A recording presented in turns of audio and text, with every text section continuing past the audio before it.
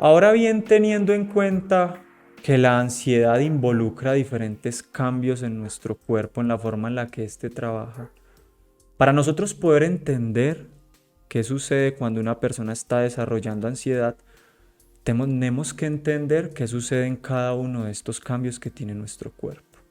El primer cambio de ellos es un cambio metabólico.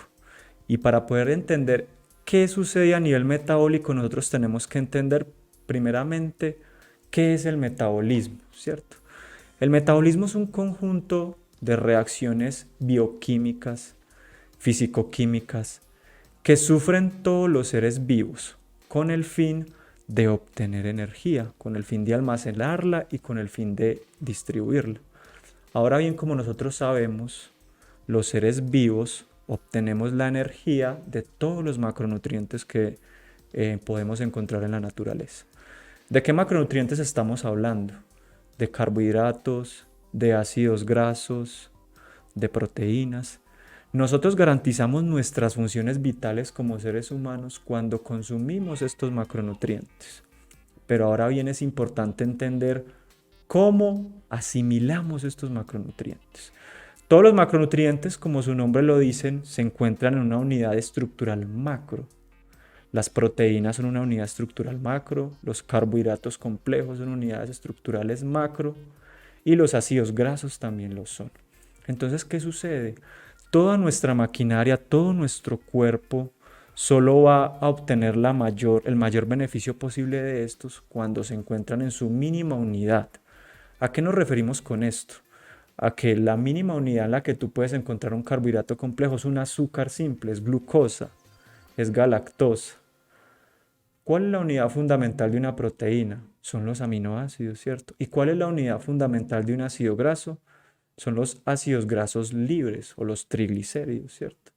Cuando nosotros ingresamos todos estos tipos de macronutrientes a nuestro cuerpo, existen diferentes enzimas y existen diferentes procesos que van a permitir de que estos, desde el momento en el que nosotros los introducimos en nuestro paladar, empiecen a generarse diferentes procesos con el fin de obtener todas estas unidades micro.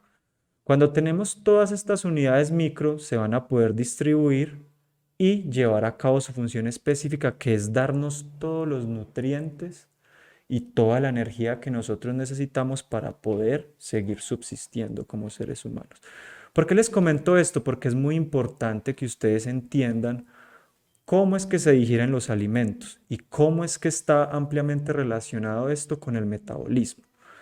Haciendo énfasis principalmente entonces en esos cambios metabólicos, ya definiendo qué es el metabolismo, es importante establecer de que cuando tú estás desarrollando ansiedad por comer, esto se evidencia porque hay alteraciones digestivas y hay alteraciones metabólicas en todo ese conjunto de procesos que están generando ciertos cambios que en este caso son negativos para ti que estás sufriendo este trastorno. Lo que normalmente nosotros evidenciamos a nivel metabólico de una persona que está sufriendo de ansiedad por comer es que este tipo de personas desarrolla resistencia a la insulina. La resistencia a la insulina es un cambio metabólico clave para entender qué sucede con las personas cuando están generando ansiedad por comer. Resulta que nosotros cuando estamos consumiendo gran cantidad de carbohidratos complejos, estos se van a empezar a metabolizar en la boca por acción de ciertas enzimas como son las amilasas. Posteriormente van a pasar por el tracto gastrointestinal hasta llegar al intestino. En el intestino van a pasar fácilmente estos azúcares simples, glucosa, galactosa, manosa, van a pasar fácilmente a la sangre. Antes de que lleguen a la sangre, hay ciertos estímulos que se dan en el intestino que le permiten al páncreas producir insulina.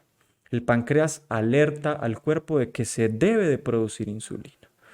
Ahora bien, ¿qué sucede cuando se produce insulina? Cuando empieza a llegar la glucosa al torrente sanguíneo. La insulina lo que va a hacer es permitir que las células obtengan esta glucosa que está circulando en el torrente sanguíneo. ¿Y para qué la va a obtener? Para que cumplan todas sus funciones metabólicas. Recordemos que los carbohidratos son el combustible metabólico de las células. ¿Qué sucede cuando tú estás consumiendo de manera exagerada carbohidratos simples, carbohidratos ultraprocesados, se empiezan a generar ciertos trastornos en donde la capacidad que tiene la insulina de permitir que las células administren de manera eficiente la glucosa que hay en el torrente sanguíneo se pierde. Básicamente las células se encuentran inundadas de glucosa a nivel interior, toda la glucosa que podemos nosotros los seres humanos almacenar como glucógeno hepático, es decir, que nuestro hígado tiene la capacidad de almacenar la mayor cantidad de glucosa, estamos hablando de alrededor del 80%, y el otro 20% de la glucosa que nosotros consumimos se almacena en glucógeno muscular, que es el que nosotros utilizamos durante las funciones de ejercicio, durante las funciones de CrossFit, cuando nos estamos ejercitando constantemente. Lo primero que nosotros gastamos es el glucógeno muscular y posteriormente el glucógeno hepático. Cuando es tanta la concentración de glucosa, tanto en hígado como en músculo, como en el torrente sanguíneo, la insulina tiene la capacidad, no tiene la capacidad de llevar a cabo su funcionalidad. El cuerpo está inundado por glucosa y generamos lo que conocemos como resistencia a la insulina. ¿Por qué quiero contarte esto? Porque es el paso clave, el paso inicial que se ha evidenciado a nivel científico que conlleva a generar la ansiedad por comer. Resulta que cuando nosotros hablamos de ansiedad por comer, tenemos que entender también cómo se dan los mecanismos de hambre y saciedad. Los mecanismos de hambre y saciedad tienen bases hormonales y tienen bases neuroquímicas.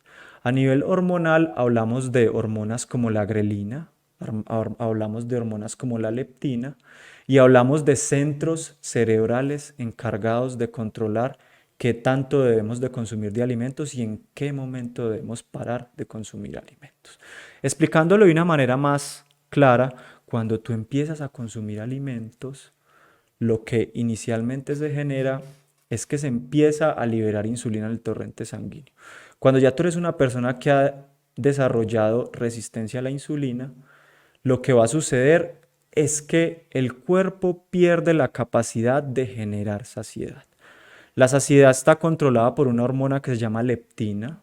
Esta se produce o se crea a nivel de los adipocitos, que son las células especializadas en el metabolismo de ácidos grasos, de grasa. Estas células pierden la capacidad de enviar señales al cerebro y por consiguiente la persona deja de sentirse saciada. Y por consiguiente come y come y come y no se siente satisfecho.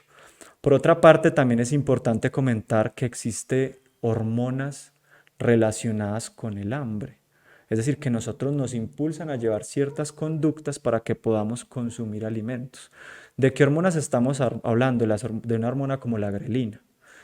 En determinados momentos, cuando nosotros como seres humanos llevamos alrededor de 4 o 6 horas sin comer, nuestro estómago, nuestro sistema gastrointestinal posee un tipo específico de células que tiene la capacidad de empezar a sintetizar esta hormona. Y inmediatamente cuando se empieza a sintetizar, se envían señales a ciertas áreas del cerebro para que nosotros tengamos deseos de comer. Lo que se ha evidenciado fuertemente cuando tú eres una persona que consume comida ultraprocesada, que consume gran cantidad de ácidos grasos saturados, de carbohidratos simples, se pierde la capacidad de nosotros controlar qué tanta cantidad de grelina estamos produciendo. En las personas con ansiedad por comer se evidencian gran cantidades de grelina, por lo tanto están constantemente impulsándose a consumir alimentos y como está alterado ese mecanismo que te dice para de comer, la persona termina consumiendo de manera exagerada alimentos y lo más importante, no siendo consciente del gran problema para la salud que le puede generar este tipo de acciones.